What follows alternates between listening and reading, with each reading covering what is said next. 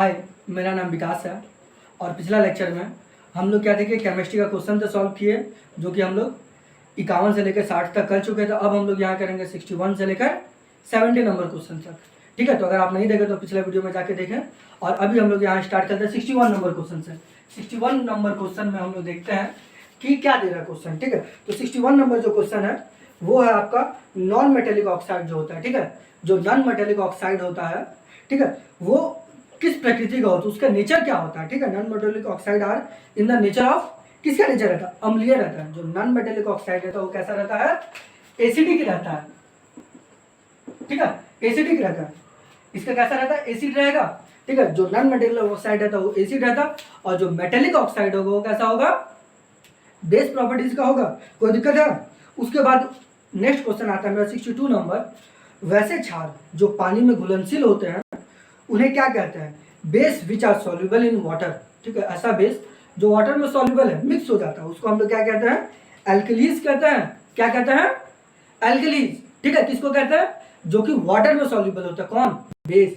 इसको हम लोग क्या कहते हैं, एल्कलीज कहते हैं। एक एक क्वेश्चन बहुत इंपॉर्टेंट है, एग्जाम में सब आता है। अगर आपको यहाँ ठीक से नहीं समझ में आए तो मेरा जो लेक्चर है एसिड बेस एंड सॉल्ट पे, उसको जाके जरूर देखिए। ठीक है, तो यहाँ क्या हो गया, एल्कलीज हो गया। ठीक है, 62 नंबर क्वेश्चन हो गया। फिर हम लोग किसको सॉल्व, 63 नंबर क्वेश्चन में आते हैं। निम्नलिखित में से कौन मेटालॉइड है। ठीक है, मेटालॉइड कौन है। अब यहाँ समझते हो व्हाट इज मेटालॉइड। ठीक है, ठीक है, मेटालॉइड होता क्या है, मेटालॉइड ऐसा रहता है जो कि धातु और अधातु, ठीक है, मेटल और नॉन मेटल दोनों का प्रॉपर्टी को जो शो करता है उसको मेटालॉइड कहते हैं। What is metalloid, when which substance that show metal and non metal both properties, it's called metalloids. तो यहाँ हम जैसे नाम देखेंगे तो हमको यहाँ सबसे यूनिक नाम किसका दिखेगा, टेलुरियम का दिखेगा। किसका दिखेगा, टेलुरियम का। तो इसका आंसर क्या हो जाएगा, मेटालॉइड में क्या हो जाएगा, 63 नंबर टेलुरियम। आपको जो मेटालॉइड होता है उसको आज अगर जब आप देखेंगे तो आप ये नोटिस करेंगे कि जो मेटालॉइड है उसका नाम ही अलग रहता है, मेटालॉइड का नाम ही अलग रहता है। तो आप तुरंत पकड़ लेंगे मेटालॉइड कौन। बट आपको पता रहना चाहिए मेटालॉइड होता क्या है, जिसमें मेटल और नॉन मेटल दोनों का ही प्रॉपर्टीज दिखे। छठा नंबर क्या कहता है, ठीक है, आमतौर पर पीएच मापते हैं। ठीक है, जनरली हम लोग पीएच मापने के लिए कागज का यूज करते हैं। उस कागज का नाम क्या होता है, ठीक है, उस पेपर का नाम क्या होता है जिससे हम लोग मापते हैं, क्या मापते हैं, पीएच वैल्यू। पीएच वैल्यू किससे मापते हैं, यूनिवर्सल इंडिकेटर से। ठीक है, इसमें कितना मार्किंग रहता है, 1 से लेकर 0 से लेकर 14 तक का मार्किंग रहता है, और कलर भी रहता है रेड से लेकर ब्लू तक का। ठीक है, बात समझ में। अब एसिड बेस और सॉल्ट में इसके बारे में और बदला हुआ है। अभी हम लोग जो पीएच मापते हैं वो किससे मापते हैं, यूनिवर्सल इंडिकेटर से मापते हैं। बात समझ में आया। अब जो नेक्स्ट क्वेश्चन है वो मेरा क्या है, 65 नंबर। नेक्स्ट क्वेश्चन क्या है, 65 नंबर क्वेश्चन है। 65 नंबर क्वेश्चन क्या कहता है, जो एसिड रेन होता है, जो वर्षा का पानी होता है, ठीक है, जो एसिडिक वर्षा का पानी गिरने लगता है वो कब होता है, जब कब हम लोग वर्षा का पानी को एसिडिक कहेंगे, जब उसका वैल्यू, जब उसका पीएच वैल्यू, ठीक है, पीएच वैल्यू कितना हो जाएगा, 5.6 से कम हो जाएगा, या 5.6 हो जाएगा, या 5.6 से पीएच वैल्यू कम हो जाएगा तो क्या हो जाएगा, वो एसिड रेन कहलाएगा, या हिंदी में अम्ल वर्षा कहलाएगा। कोई दिक्कत है यहाँ तक, बात समझ में आया। ठीक है,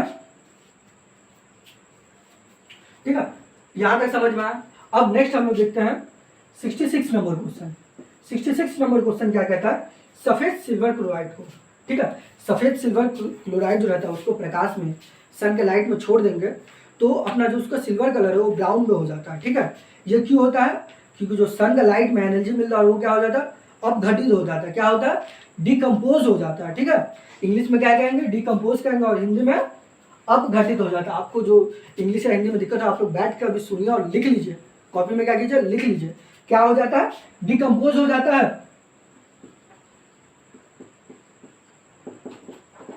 ठीक है, डिकम्पोज हो जाता है, जिस वजह से उसका कलर क्या हो जाता है, भूरा हो जाता है, ब्राउनी हो जाता है कलर। बात समझ में आया। ठीक है, solution of acidic acid in water is called vinegar.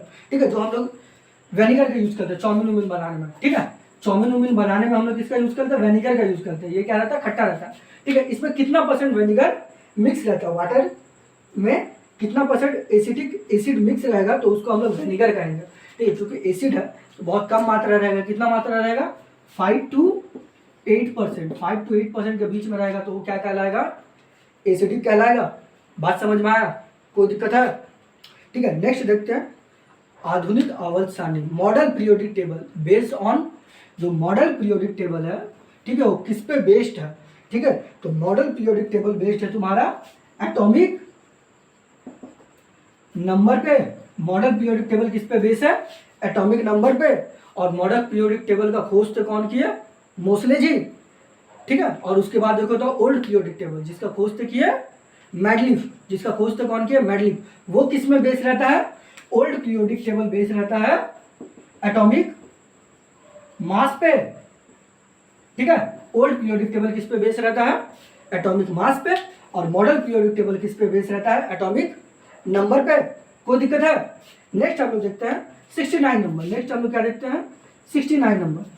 69 number question क्या कहता है?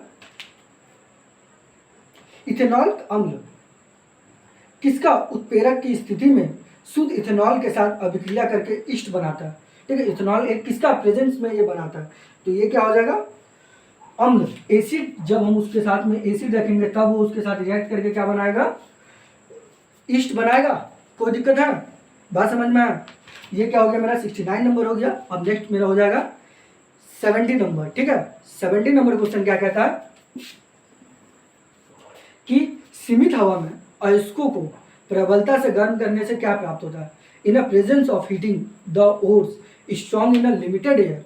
लिमिटेड एयर में जब हम लोग किसी ओर को गर्म करते हैं तो हम लोग को क्या क्या होता है? वो कैल्सिनेशन हो जाता है। क्या हो जाता है? कैल्सिनेशन हो जाता है। ठीक है, कैल्सिनेशन हो जाता है। ठीक है, तो ये मेरा हो गया। आज हम लोग कवर किए 61 से 70 तक।